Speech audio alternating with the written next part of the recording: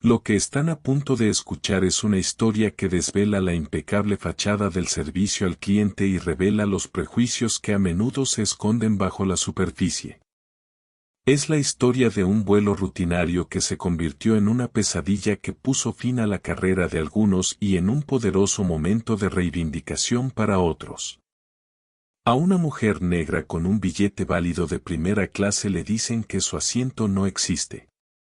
La desestiman, la humillan y la relegan al fondo del avión como a una ciudadana de segunda clase. Pero lo que el engreído agente de puerta de embarque y la condescendiente azafata ignoran es que esta mujer no es una pasajera cualquiera. Es la persona a la que deberían haber temido enfrentarse. Acompáñennos mientras desvelamos el increíble relato real de la doctora Imani Ayes y la auditoría del vuelo G-72. El ambiente en la Terminal 3 del aeropuerto O'Hare de Chicago era una sinfonía de caos ya conocida. El estruendo de las maletas, los anuncios entrecortados de los cambios de puerta de embarque y el murmullo de 1000 viajes distintos se fundían en una energía palpable. Era un lugar de saludos y despedidas, de pasajeros primerizos con nerviosismo y de viajeros de negocios cansados del viaje que se movían entre la multitud con la implacable eficiencia de los tiburones. La doctora Imani Ayes no encajaba en ninguno de los dos grupos. Vestida con unos vaqueros cómodos y desgastados, un sencillo suéter gris de cachemir y unos mocasines prácticos.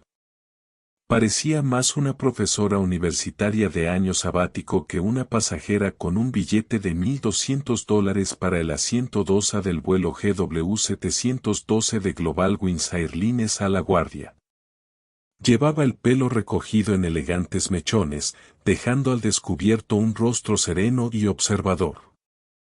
A sus 42 años, sus ojos reflejaban una inteligencia discreta que no pasaba por alto nada. El padre estresado haciendo malabares con un niño pequeño y un carrito.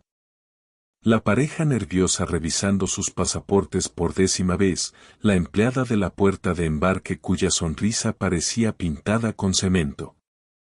Fue una elección deliberada, los vaqueros, el suéter sencillo, la ausencia de equipaje llamativo. En su trabajo, el anonimato era una herramienta tan crucial como cualquier documento de identidad oficial. Hoy no era la doctora Imani Ayes, investigadora principal de cumplimiento normativo de la Oficina de Derechos Civiles del Departamento de Transporte de Estados Unidos. Hoy era simplemente Imani, una pasajera que deseaba volver a casa. Esa era la prueba, y Global Wings Airlines ya la estaba suspendiendo incluso antes de subir al avión. Su viaje había comenzado 1 hora antes en el mostrador de facturación de primera clase. El agente había sido amable pero distraído, con los dedos volando sobre el teclado. Un ligero ceño fruncido. Qué raro, murmuró. El sistema muestra una alerta en el asiento 2A. Le emitiré una nueva tarjeta de embarque en la puerta de embarque. No debería haber problema. Imani sabía que el sistema no mostraba ninguna alerta. Había comprado su billete a través de un portal de viajes corporativo estándar, sin complicaciones y directamente. Este era el primer paso en la puerta de embarque. No era una profesional. Estaba en el suelo. Estaba en el suelo. Simplemente asintió, le dio las gracias y se dirigió a la puerta de embarque. Ya frente a la puerta K-12, el último anuncio de embarque resonaba en la terminal. Se acercó al mostrador donde una empleada llamada Brenda gestionaba la fila, que se iba reduciendo. Brenda, una mujer de unos 50 y tantos años, con el pelo rubio muy peinado y una placa con su nombre ligeramente torcida, emanaba una autoridad cansada. Escaneó la tarjeta de embarque del hombre que estaba delante de Imani, un hombre corpulento con un traje arrugado, y dijo con voz alegre, «Que tenga un buen vuelo, señor Henderson». Luego fue el turno de Imani. Le entregó su teléfono con la tarjeta de embarque digital en pantalla. Brenda la escaneó. Un pitido agudo y discordante, furioso y definitivo, resonó en el aire. Brenda no miró a Imani. Miró la pantalla, con los labios apretados en una fina línea. Hay un problema con su billete, dijo con voz monótona, sin la calidez que había mostrado al pasajero anterior. Imani mantuvo la calma, incluso con una compostura ensayada. El agente del mostrador de facturación mencionó algo, pero dijo que se aclararía aquí. Brenda tamborileó con las uñas lacadas sobre el mostrador, un sonido rítmico de impaciencia. Toc, toc, toc. El sistema ha reasignado su asiento. El 2A ya no está disponible. Imani sintió un nudo frío y familiar en el estómago, pero su expresión permaneció neutral. Reasignado. Tengo una confirmación para el 2A comprada hace 2 semanas. ¿Ha habido algún cambio de avión? Era otro avión, conocía las respuestas a esas preguntas. Había comprobado el estado del vuelo, el modelo del avión, todo, antes de salir del hotel. No había cambios. No, dijo Brenda, evitando aún el contacto visual. Su mirada estaba fija en el monitor, como si la respuesta estuviera en los píxeles. Es solo un fallo informático. El asiento está ocupado. Puedo ponerte en el 23B. 23B, un asiento en medio de la clase económica, probablemente cerca de los baños, donde los asientos no se reclinan. El contraste era tan marcado, tan deliberado, que casi parecía una caricatura de un desaire.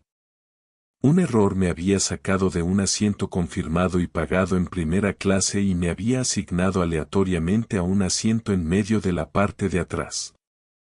Preguntó Imani con voz aún baja, pero ahora con un tono de acero fino y cortante. Parece un error bastante específico, Brenda. Por primera vez, Brenda levantó la vista.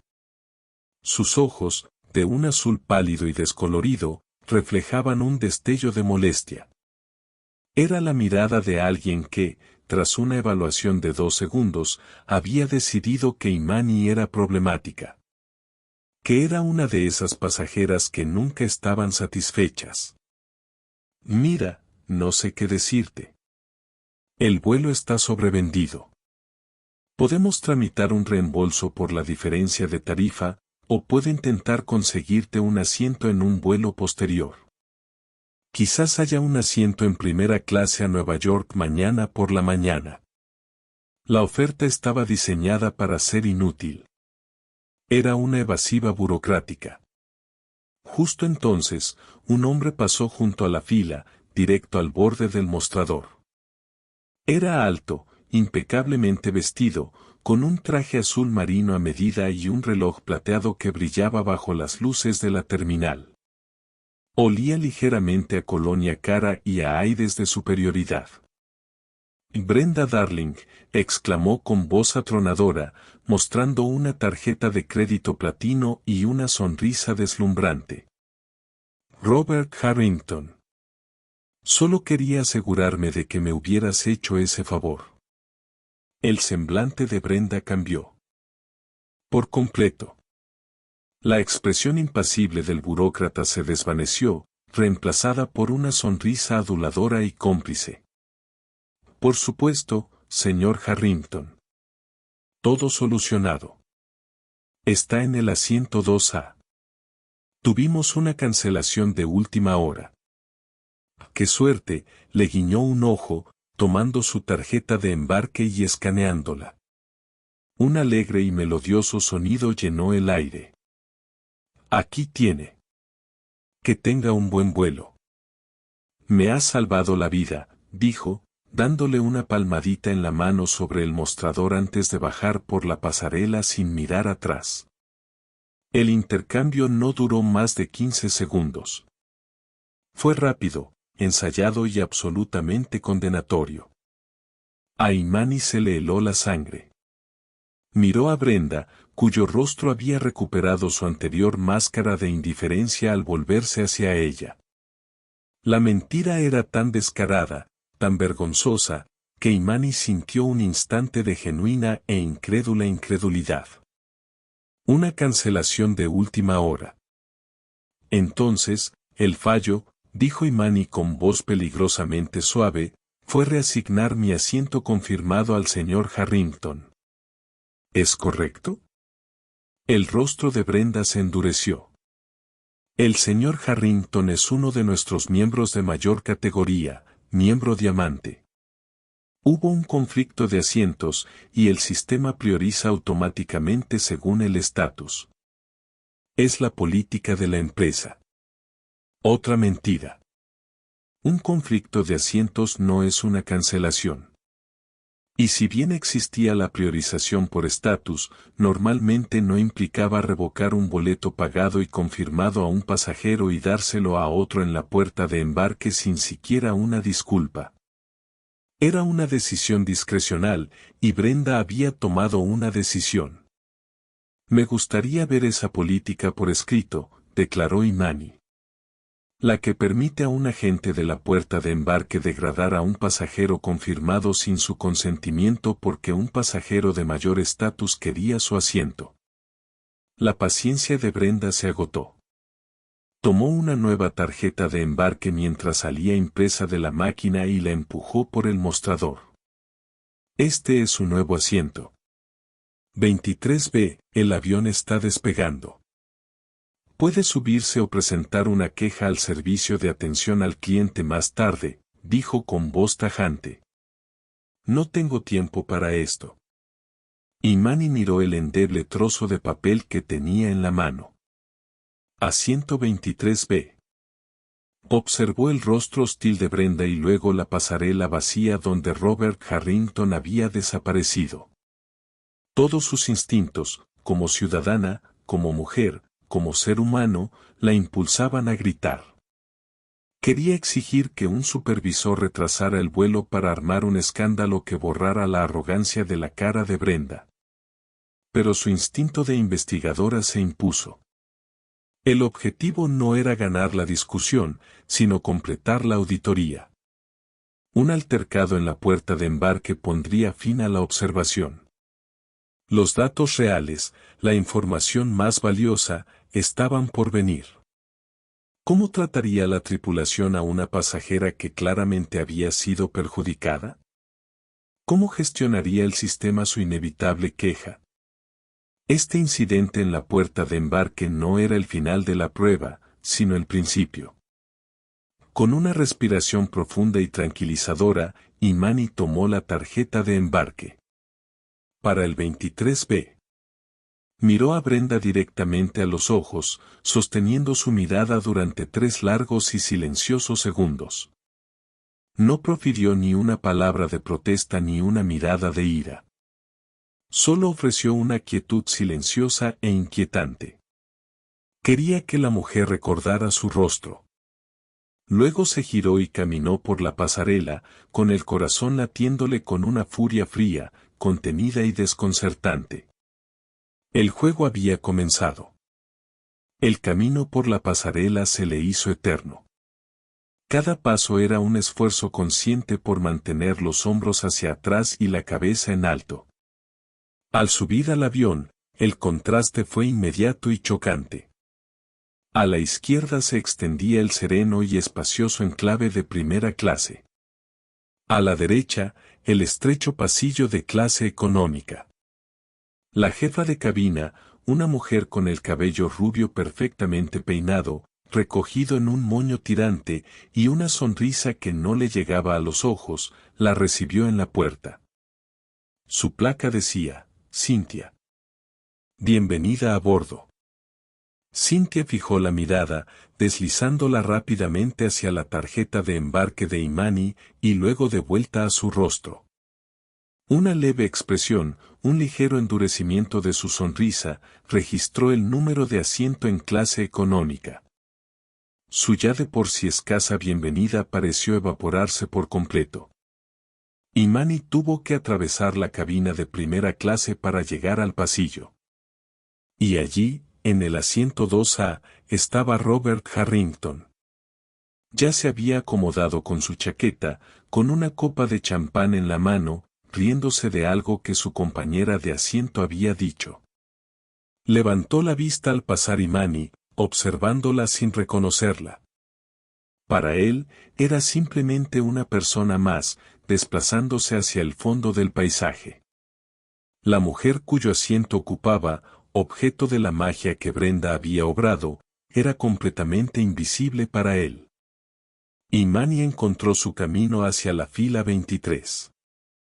Como se había previsto, era la última fila antes de la cocina y los baños traseros, un espacio purgatorial de tráfico constante y olores desagradables. Su asiento, el 23B, estaba encajado entre un hombre corpulento que ya se había desbordado de equipaje. El aire estaba viciado y el espacio para las piernas era inexistente. Era, en todos los sentidos, el polo opuesto del asiento que había pagado. Guardó su pequeño equipaje de mano y se apretujó en su asiento, con las rodillas apretadas contra el respaldo. La humillación era palpable, un peso que la oprimía. Pero, una vez más, dejó de lado sus sentimientos. Esto eran datos.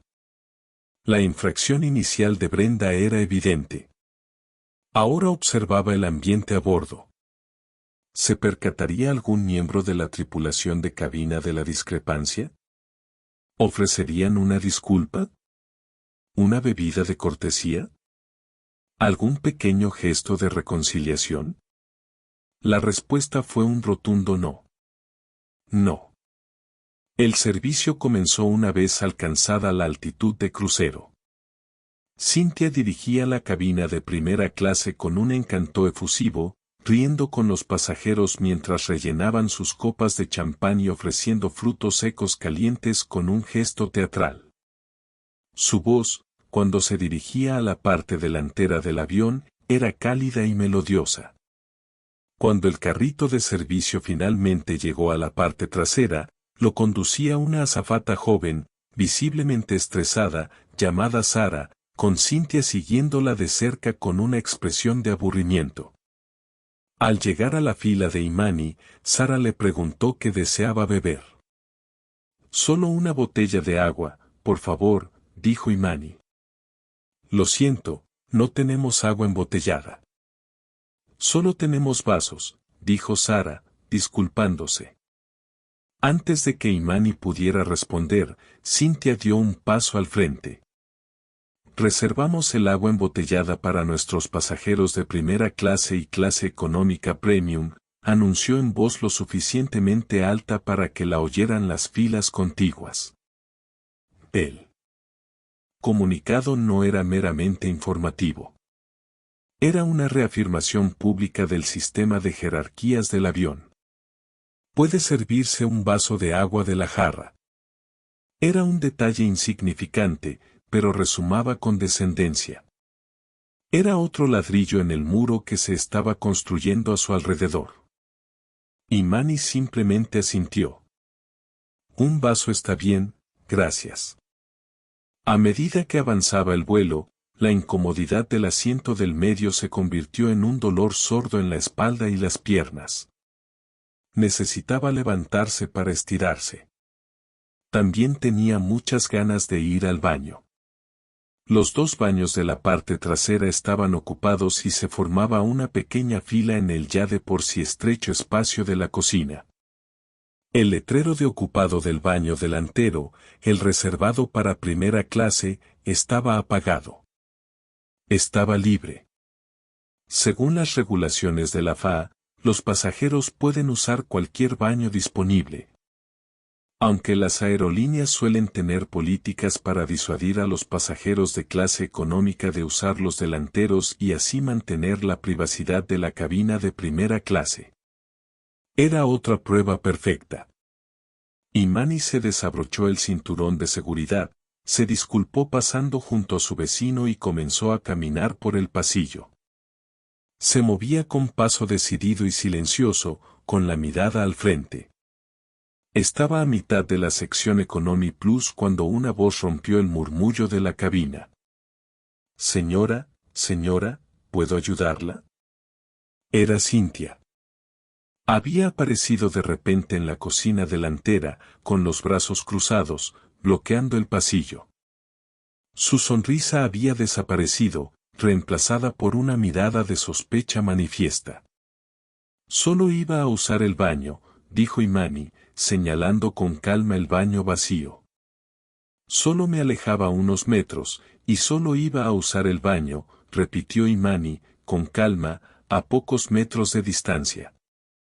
Cynthia entrecerró los ojos. Los baños de clase económica están en la parte trasera del avión. Este es para nuestros pasajeros de primera clase. Ambos están ocupados, y hay una fila, explicó Imani, bajando la voz para evitar un escándalo. Vi que este estaba libre. Vuelvo enseguida. Este fue el punto de inflexión. Para Cynthia, esto no era una simple petición. Era una intrusión. Era un desafío a su autoridad y al rígido orden social que imponía a 10.600 metros de altura.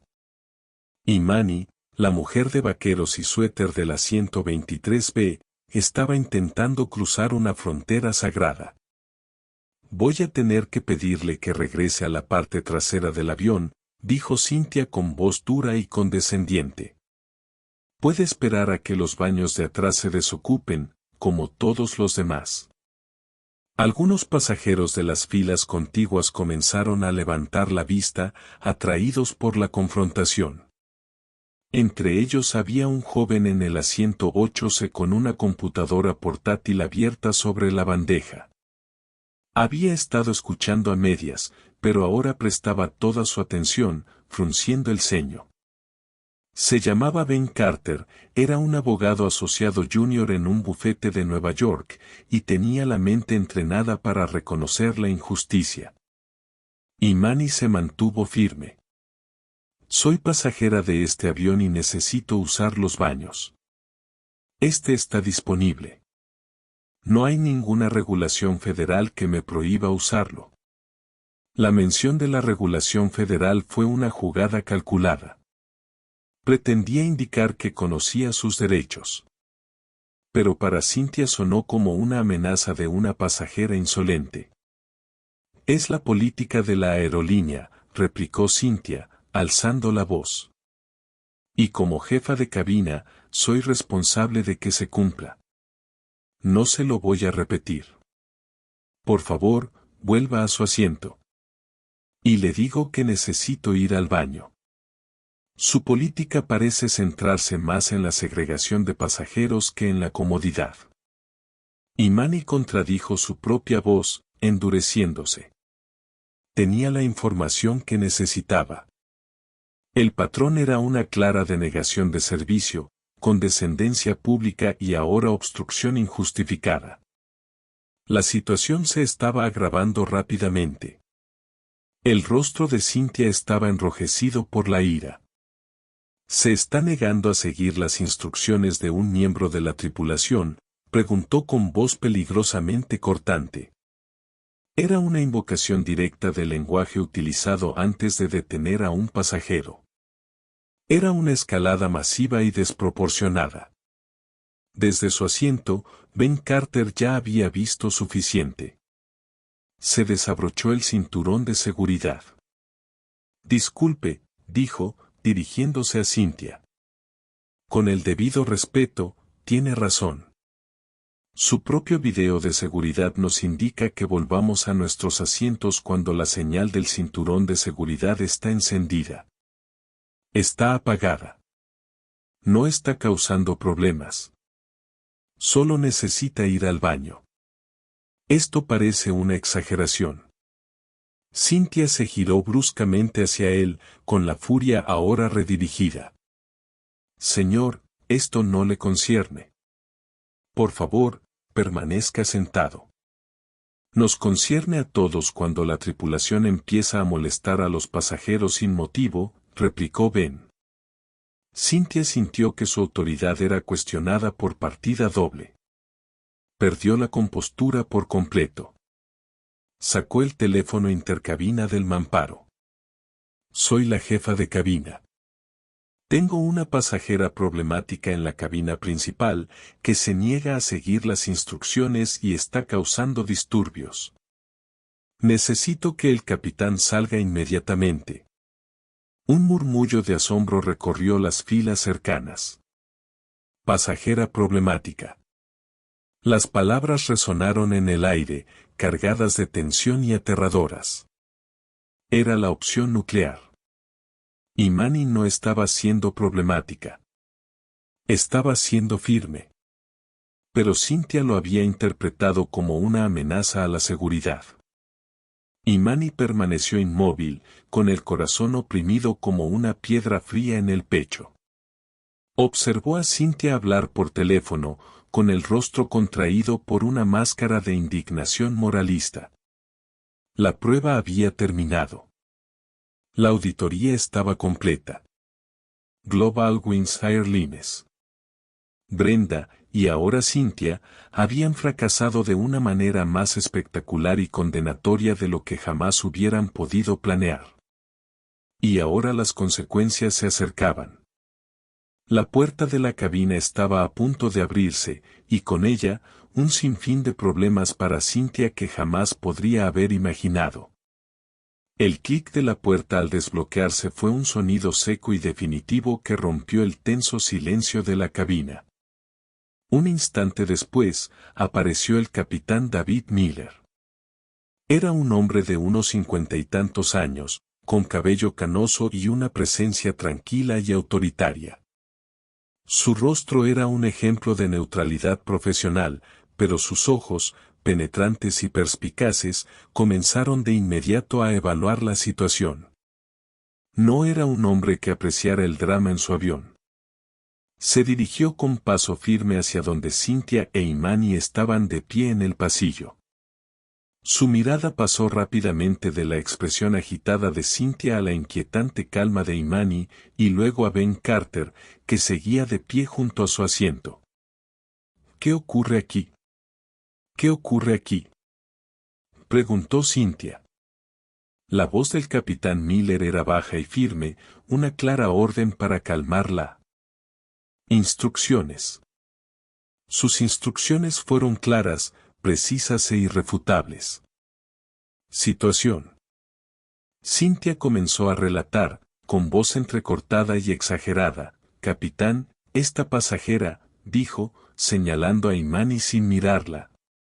Vino de la cabina de clase económica y se puso agresiva cuando le informé de nuestra política sobre el baño delantero. Se negó a seguir mis instrucciones de volver a su asiento y estaba causando disturbios, incitando a otros pasajeros. Le lanzó una mirada fulminante a Ben. El capitán Miller escuchó sin interrumpir, con una expresión indescifrable. Cuando terminó, no le respondió de inmediato. En cambio, centró toda su atención en Imani. Fue un gesto pequeño pero significativo. Estaba recabando todas las versiones de la historia. Señora, dijo con tono respetuoso, ¿podría decirme qué sucedió desde su perspectiva? Imani lo miró fijamente. No alzó la voz. No gesticuló. Simplemente expuso los hechos con la precisión clara y directa de un investigador presentando un informe. Capitán, mi nombre es Imani Hayes. Estoy sentada en el asiento 23B. Me acerqué para usar el baño porque los de atrás estaban ocupados por una fila.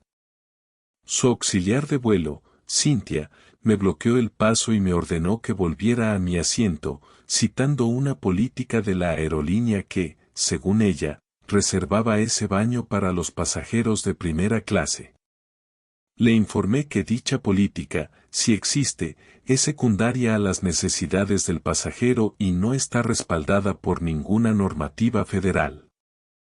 Ella agravó la situación acusándome de ser indisciplinada y de negarme a seguir las instrucciones de un miembro de la tripulación, lo cual es una tergiversación flagrante de lo sucedido.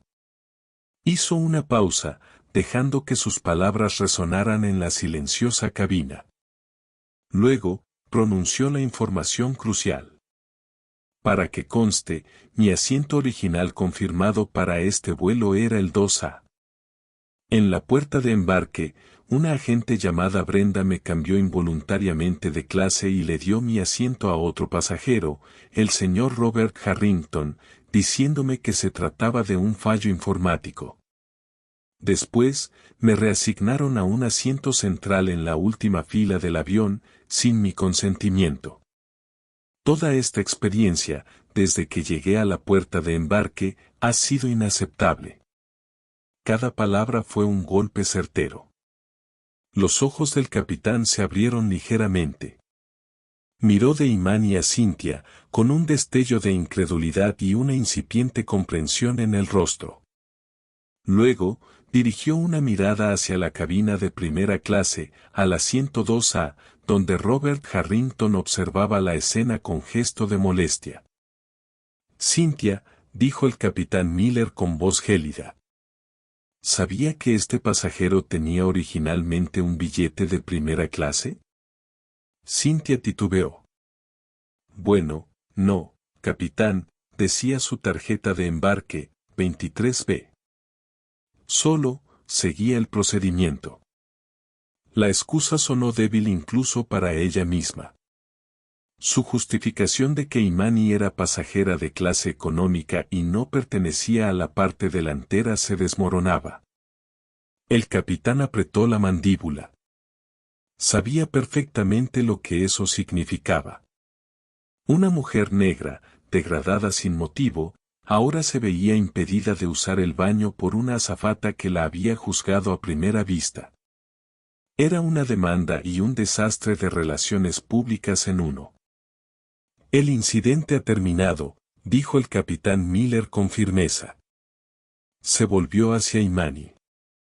Señorita Hayes, por supuesto, puede usar el baño delantero. Le pido disculpas por el malentendido. Imani asintió. Pero no se dirigió al baño. En cambio, miró al capitán directamente a los ojos. El tiempo de observar había terminado. Había llegado el momento de actuar. Capitán Miller, dijo, bajando la voz a un tono bajo pero inmensamente poderoso que captó la atención de todos los presentes. Esto no era un malentendido. Esto constituía un patrón de comportamiento discriminatorio y el último dato de una investigación que se había extendido durante meses. Metió la mano en el pequeño bolso que llevaba y sacó una delgada cartera de cuero. La abrió. Dentro, apoyada contra el cuero oscuro, no había una licencia de conducir, sino una reluciente placa dorada y una identificación oficial. Doctora Imani Hayes, anunció con una voz que resonaba con una autoridad recién adquirida. Capitán, investigador principal de cumplimiento normativo de la Oficina de Cumplimiento de los Derechos Civiles del Departamento de Transporte de los Estados Unidos. Este vuelo ha sido objeto de una auditoría federal para investigar numerosas quejas presentadas contra Global Wings Airlines por prácticas discriminatorias. Basándome en las acciones de su agente de puerta de embarque, Brenda, y de su jefa de cabina, Cynthia, puedo confirmar que su aerolínea está infringiendo gravemente el título 49 del Código de los Estados Unidos, sección 40.127. Una ola de conmoción recorrió la cabina. Los pasajeros que habían fingido no mirar ahora se quedaron boquiabiertos. Ben Carter se quedó literalmente sin palabras. El pasajero acosado, al que había defendido, era en realidad un investigador federal. El rostro de Cynthia palideció por completo. La sangre se le fue de las manos tan rápido que parecía una muñeca de porcelana. Abrió y cerró la boca, pero no emitió ningún sonido. La placa con su nombre en el pecho parecía burlarse de ella, un testimonio de una identidad que en ese instante estaba siendo destruida irrevocablemente. Miró la placa, luego el rostro de Imani. Un horror creciente se reflejaba en sus ojos. La mujer a la que había desestimado, tratado con condescendencia y acusado de ser una amenaza federal, era, de hecho, el propio gobierno federal. El capitán Miller, veterano de innumerables emergencias en vuelo, desde problemas de motor hasta crisis médicas, parecía más conmocionado que nunca. Era un buen piloto y un hombre justo, pero era el capitán al mando. Esto había ocurrido bajo su responsabilidad. Reconoció el nombre de la ley que ella citaba. Era la base de la ley de acceso a las aerolíneas y otras protecciones de derechos civiles en la aviación. Una constatación oficial de violación suponía una amenaza para la carrera no solo de los empleados implicados, sino también para la propia aerolínea. Doctora Hayes, dijo con voz tensa, pero respetuosa.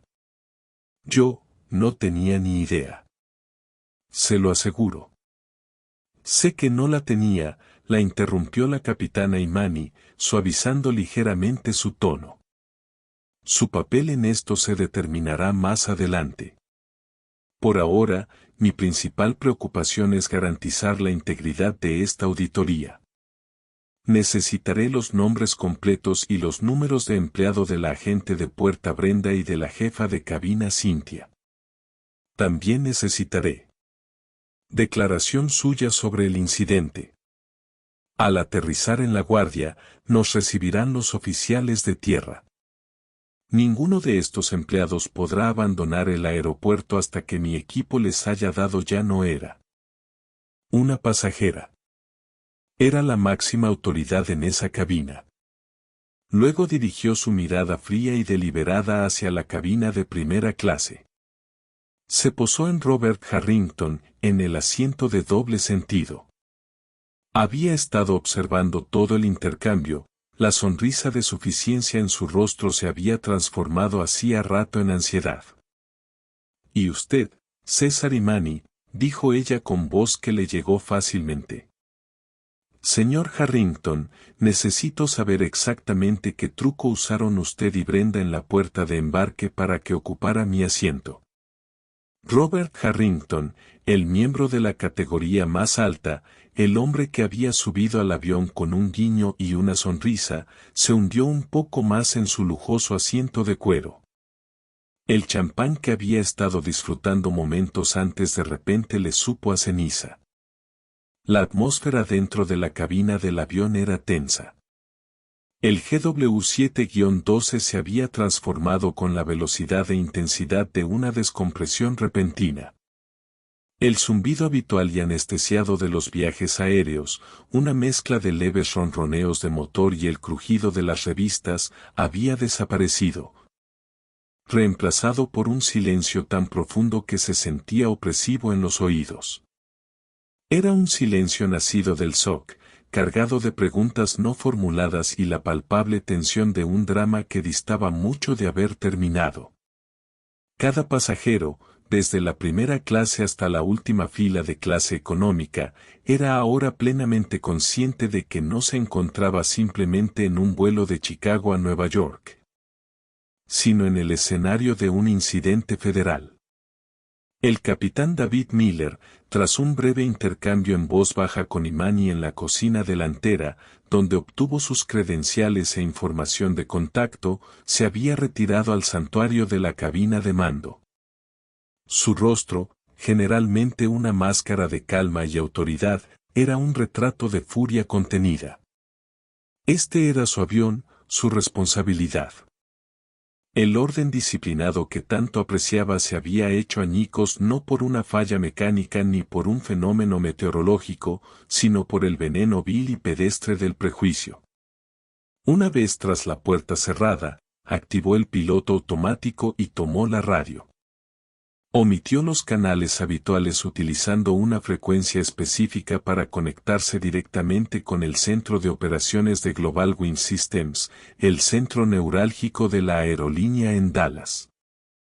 Centro de operaciones, aquí Global Wind 712, Capitán Miller, declarando un incidente de código 7.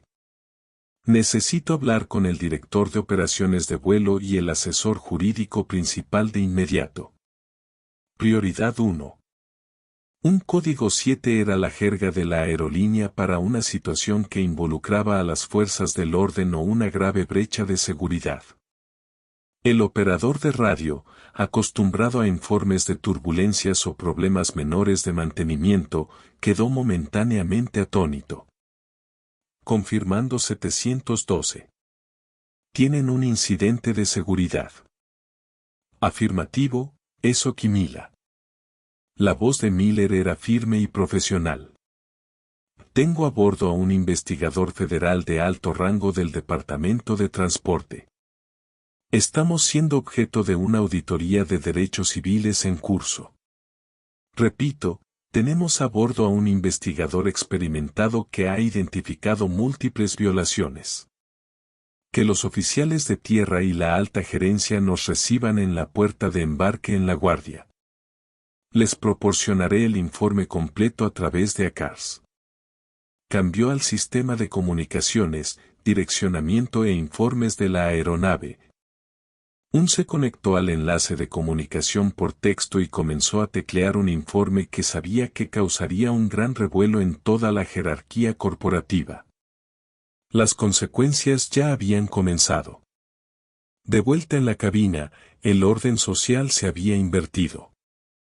Cynthia, quien momentos antes había sido la reina imperiosa de la isla, ahora era una paria.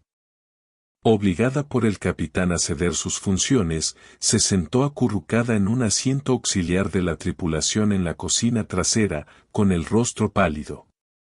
Miraba fijamente la pared de la cabina, su mundo reducido a la horrible realidad de la insignia dorada de Imani. Las demás azafatas se movían a su alrededor en una órbita amplia e incómoda, como si fuera radiactiva. Sara, la azafata más joven, ahora tenía que encargarse sola del servicio de cabina. Lo hacía con una eficiencia silenciosa y nerviosa, sus movimientos delatando la tensión de la situación. En un momento dado, Sara se dirigió a la fila 23. Se acercó al asiento de Imani, no con un carrito de servicio, sino con una sola botella fría de Evian, del tipo reservado para primera clase. Se arrodilló ligeramente en el pasillo para hablar en voz baja, para no ser oída. Doctora Hayes, susurró con voz temblorosa, lamento profundamente lo sucedido. Por lo que había dicho. Estuvo mal. Le ofreció la botella de agua.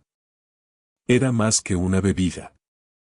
Era una muestra de paz, un acto de solidaridad que, en su posición, conllevaba un pequeño pero significativo riesgo. Imani levantó la vista de su tableta y se encontró con los ojos temerosos y sinceros de la joven. Le dedicó una pequeña sonrisa tranquilizadora.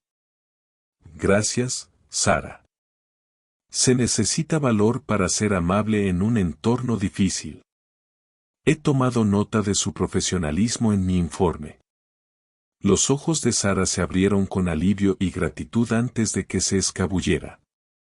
Imani, de hecho, había rechazado las repetidas y sinceras ofertas de Ben Carter para cambiarse a su asiento más espacioso de Economy Plus. Mi informe debe ser impecablemente preciso, le había explicado al joven abogado, quien ahora la miraba con admiración. La experiencia de estar en el asiento 23B, las condiciones de hacinamiento, la proximidad a la cocina, la indiferencia de la tripulación son una parte crucial de la evidencia. Es la imagen completa de la disparidad. Ben, comprensivo, simplemente le entregó su tarjeta de presentación. Ben Carter. Soy abogado litigante. Vi todo, desde cómo te bloqueó el paso hasta sus ridículas acusaciones. Redactaré una declaración formal firmada detallando todo lo que presencié. Cualquier cosa que necesite, cualquier corroboración, la tiene.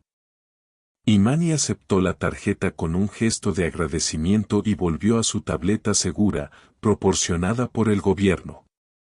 Ya no era una simple pasajera.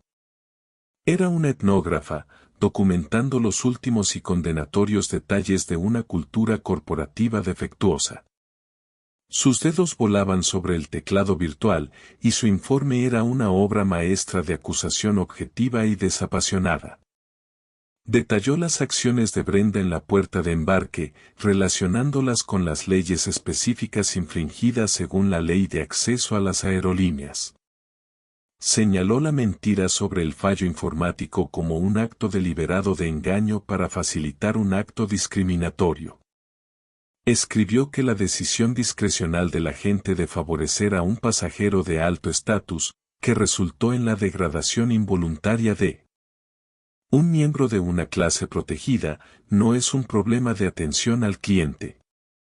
Es una violación flagrante del título 40 del Código de Regulaciones Federales, 40 CFR parte 382. Luego pasó al caso de Cynthia.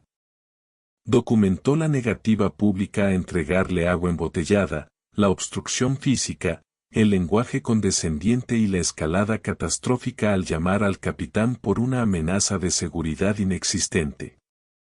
Escribió, el comportamiento de la jefa de cabina demuestra un claro patrón de prejuicios, al percibir a una pasajera negra que hacía valer sus derechos no como una clienta a la que atender, sino como una amenaza que debía ser neutralizada. Esto apunta a una grave deficiencia en la formación de los empleados y a una formación a bordo tóxica, así como a la dinámica de poder tóxica a bordo fomentada por la dirección. Incluso detalló la reacción de Robert Harrington.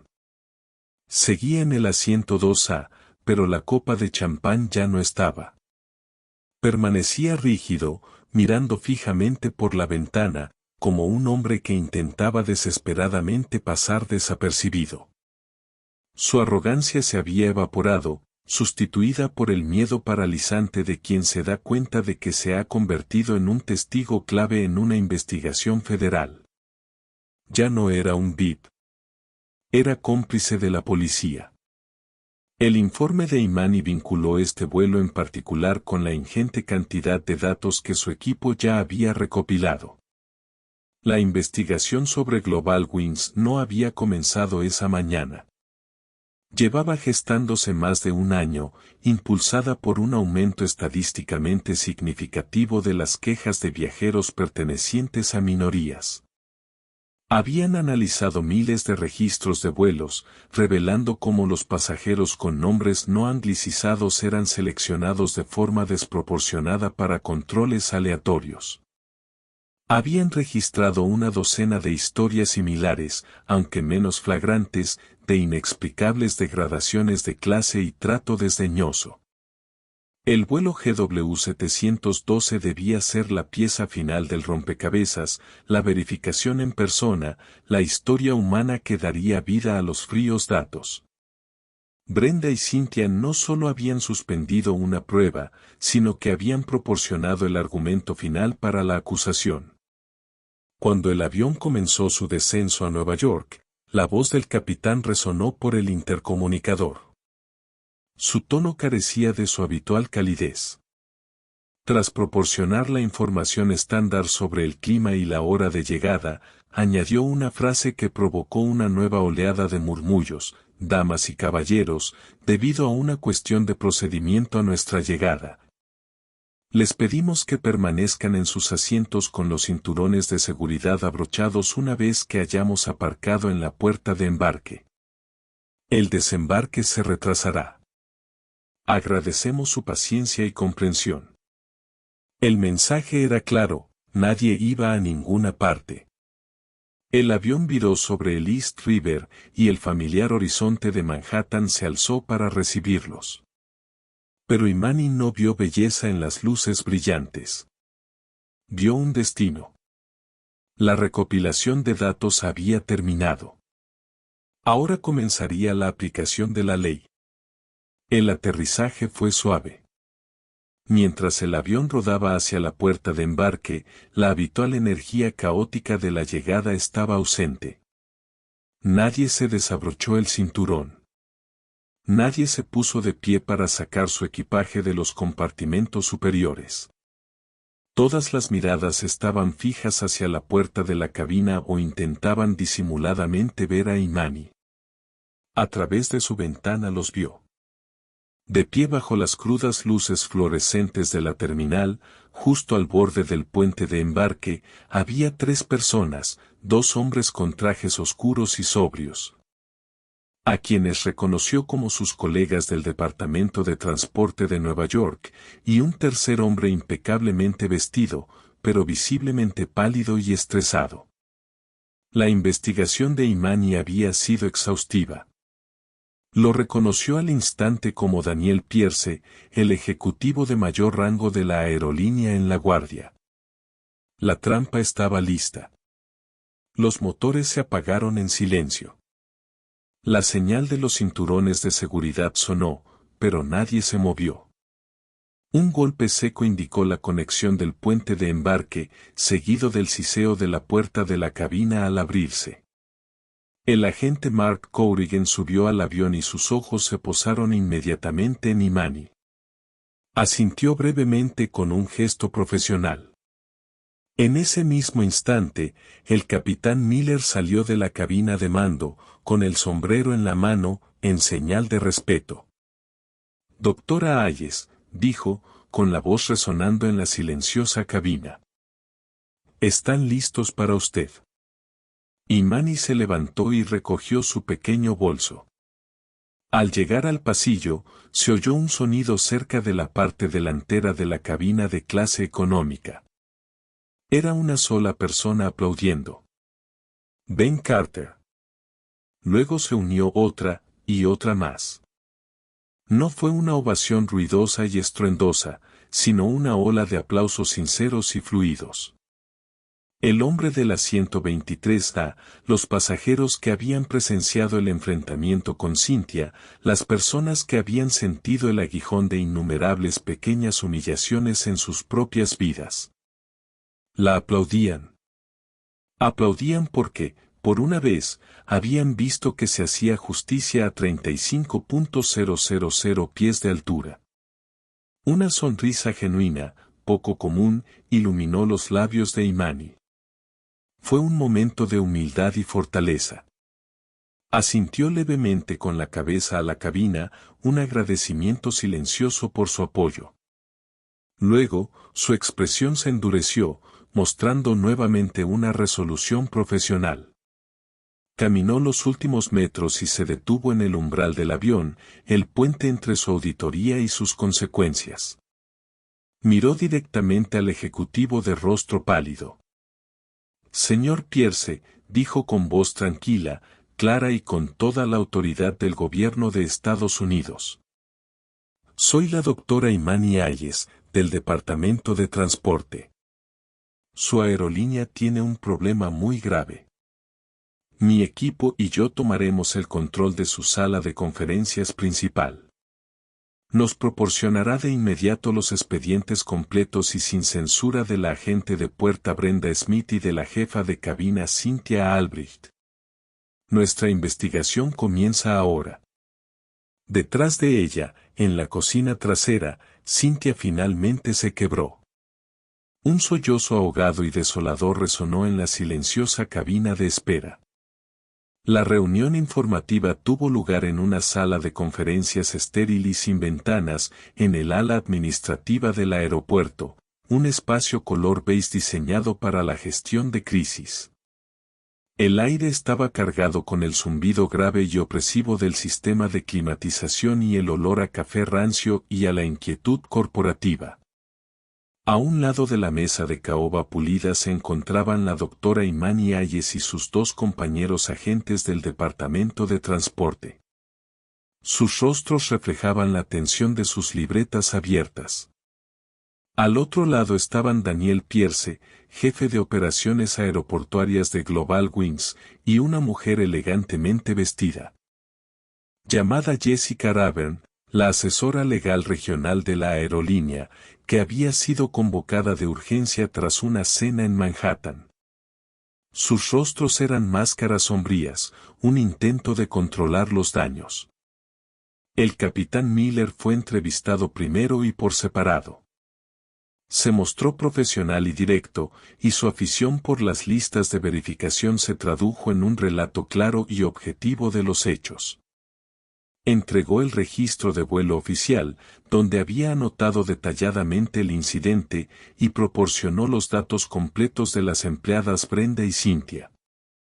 Su testimonio fue el de un hombre consternado por la conducta de sus compañeras y la tripulación, y plenamente consciente de la responsabilidad que esto representaba. A continuación, intervino Brenda, conectada mediante un enlace de video seguro desde una oficina igualmente lúgubre en O'Hare. Su imagen en la pantalla grande estaba pixelada y poco favorecedora. La autoridad, algo cansada, que había mostrado en la puerta de embarque había desaparecido, sustituida por una frenética energía defensiva. Solo intentaba gestionar una situación difícil, insistió con voz metálica a través de los altavoces. El vuelo estaba sobrevendido. Tuvimos retrasos por el clima que lo afectaron todo. El señor Harrington es uno de nuestros clientes más importantes. Gasta cientos de miles con nosotros al año. Tomé la decisión de evitar un posible conflicto con él. El agente Corrigan, sentado junto a Imani, se inclinó hacia adelante. Así que su decisión fue revocar un boleto confirmado y pagado de otra pasajera sin su consentimiento y mentirle sobre el motivo. No le mentí. Brenda volvió la mirada rápidamente, observando a su alrededor. Fue un conflicto de asientos. El sistema marcó el asiento. Yo solo ayudé a resolverlo. Los registros del sistema no muestran tal marca, dijo Brenda Imani, interrumpiendo las excusas. Muestran una anulación manual, iniciada con sus credenciales aproximadamente 3 minutos después de que usted registrara el boleto original de clase económica del señor Harrington. Usted no resolvió ningún conflicto. Usted creó una. ¿Por qué eligió específicamente el asiento de la señorita Hayes? Tartamudeó Brenda, incapaz de dar una respuesta coherente. No había ninguna buena razón. Había hojeado la lista de pasajeros de primera clase, visto un nombre y hecho una suposición. Había tomado una decisión, y esa decisión ahora le costaría todo. La entrevista presencial con Cynthia fue aún más desastrosa. Entró en la sala con un destello de la misma indignación moralista que había mostrado en el avión, como si ella fuera la víctima. Estaba siguiendo la política de la aerolínea para mantener la integridad de la cabina de primera clase, comenzó con voz tensa. La pasajera estaba desafiando deliberadamente mi autoridad. Estaba usando un lenguaje incendiario, como segregación. Claramente estaba intentando provocar una reacción. Jessica Ravern, la abogada de la aerolínea, cerró los ojos un instante, en una silenciosa plegaria para que la pesadilla terminara. Imani examinó la transcripción de la declaración del testigo Ben Carter. Según otro pasajero, un abogado corporativo sentado en el asiento 8C, la señorita Cynthia fuiste tú quien agravó la situación. Él afirma que bloqueaste físicamente, señora Hayes, y que tu tono fue abiertamente hostil. ¿Así es como mantienes el orden? No entiende la presión del trabajo. La compostura de Cynthia finalmente se quebró en su voz. Aumentando. Me atacó con todo este rollo de las regulaciones federales. ¿Qué se suponía que debía pensar? Soy responsable de la seguridad de esa cabina. Y su comportamiento fue una señal de alarma. Que una pasajera necesite usar un baño disponible es una señal de alarma para usted, preguntó Imani en voz baja. La pregunta quedó suspendida en el aire, desmoronando toda la defensa de Cynthia. Su justificación, despojada de su uniforme y de su autoridad a bordo, quedó al descubierto como lo que era, vacía, parcial y patética. Se desplomó en su silla, sintiendo cómo se le escapaba la fuerza, comprendiendo finalmente la magnitud de su ruina. Las consecuencias inmediatas fueron rápidas y contundentes. Antes incluso de que terminara el interrogatorio, Daniel Pierce había confirmado que tanto Brenda como Cynthia estaban suspendidas indefinidamente sin paga. Era un eufemismo corporativo para un despido inminente, una maniobra para cauterizar la herida y desvincular a la aerolínea de sus acciones. Pero el objetivo de Imani era mucho mayor que el destino de 2 empleados. Eran meros síntomas de la enfermedad. La cura requería una cirugía radical en la estructura corporativa de Global Wings. Los siguientes 3 meses fueron una campaña metódica e implacable. El periódico The Dot, armado con la evidencia irrefutable del vuelo GW7-2, emitió citaciones judiciales exhaustivas para obtener sus materiales de capacitación en comunicaciones internas y años de datos de pasajeros. Interrogaron a docenas de empleados de Global Wings, desde programadores y personal de tierra hasta vicepresidentes de experiencia del cliente. La investigación desveló las capas de negación plausible, revelando una cultura corporativa plagada de prejuicios implícitos y un sistema que otorgaba a los empleados el poder de tomar decisiones discrecionales que perjudicaban sistemáticamente a los viajeros de minorías. Inevitablemente, la historia se filtró a la prensa. Se desató una tormenta mediática nacional. Mientras el apartheid aéreo se convertía en tendencia en las redes sociales, los noticieros matutinos emitían segmentos con expertos en aviación y líderes de derechos civiles. Y las aerolíneas competidoras veían el aumento repentino de reservas por parte de los indignados miembros del programa de fidelización de Global Wings provocó una crisis de relaciones públicas de la que los ejecutivos de la aerolínea no pudieron recuperarse. Las dolorosas disculpas televisadas del director ejecutivo, Richard Sterling, cuidadosamente preparadas, hicieron poco por apaciguar la situación. Finalmente, ante una demanda federal potencialmente ruinosa, Global Wings se rindió. El acuerdo resultante marcó un hito en la supervisión de la aviación. La multa de $4,5 millones fue noticia con el titular, una suma astronómica diseñada para sacudir a toda la industria. Pero la verdadera fuerza del acuerdo radicaba en los cambios operativos obligatorios. El software de reservas y gestión de puertas de embarque de la aerolínea debía ser completamente renovado bajo la supervisión de un consultor tecnológico aprobado por DATI, con nuevos protocolos predefinidos para eliminar el tipo de anulación manual que Brenda había utilizado. Los 30.000 empleados de atención al cliente debían someterse a un nuevo programa intensivo de capacitación, centrado en la reducción de sesgos implícitos y la competencia cultural. Los antiguos módulos en línea de autocompletado debían ser reemplazados por talleres presenciales basados en escenarios, dirigidos por defensores de los derechos civiles. Especialistas, un programa que le costaría a la aerolínea decenas de millones. Además, Global Wings se vio obligada a crear y financiar una nueva oficina independiente de defensa del pasajero. Un tercero neutral al que los pasajeros podían apelar en tiempo real si sentían que estaban siendo maltratados, sin tener que pasar por los empleados responsables. Para Imani, la noticia del acuerdo no fue motivo de celebración. Leyó el documento legal final de 200 páginas en su tranquila oficina de Washington, D.C. Era una victoria, sí, pero una victoria sombría.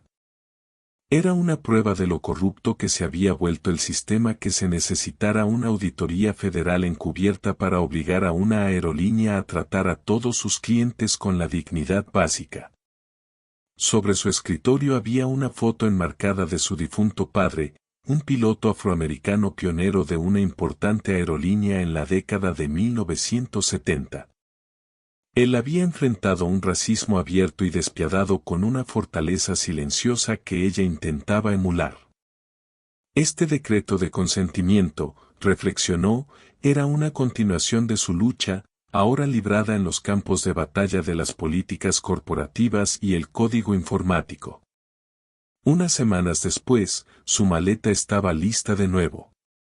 Un nuevo y grueso expediente yacía sobre ella. Su escritorio. Otra aerolínea, otra ciudad. Un patrón preocupante emergía de los datos. Pasajeros musulmanes eran seleccionados de manera desproporcionada para controles de seguridad adicionales aleatorios en la puerta de embarque por un miembro específico del personal de la aerolínea. Era sutil, negable y precisamente el tipo de injusticia sistémica que su oficina se había creado para desmantelar. Mientras esperaba en la fila de seguridad del Aeropuerto Nacional Reagan, vestida con un discreto traje pantalón, se mimetizaba perfectamente con la multitud de viajeros. Era una mujer más camino a una reunión de negocios. Nadie le prestó atención. Era anónima, invisible. Y para la doctora Imani Hayes, esa era la herramienta más poderosa que poseía. La auditoría estaba a punto de comenzar. La historia de la doctora Imani Hayes y el vuelo GW7-12 es un poderoso recordatorio de que la dignidad no es un servicio premium. Es un derecho humano fundamental. Nos muestra con qué rapidez el prejuicio puede despojarnos de la fina capa de civilidad. Pero también nos muestra el increíble poder de una persona que se mantiene firme, armada con la verdad. Las acciones de la gente de la puerta de embarque y la azafata no solo fueron descortesías. Fueron un síntoma de una enfermedad corporativa más profunda que valoraba el estatus por encima de la justicia. La serena determinación de la doctora Hayes no solo le dio la victoria en una discusión. Obligó a toda una industria a mirarse al espejo y confrontar los prejuicios que se escondían a plena vista. ¿Qué opinas? ¿Has presenciado o experimentado algo similar durante tus viajes? Cuéntanos en los comentarios. Estas conversaciones son muy importantes. Si esta historia te conmovió, dale a me gusta, compártela con quien necesite escucharla y suscríbete a nuestro canal para más historias reales increíbles que importan. Gracias por escuchar.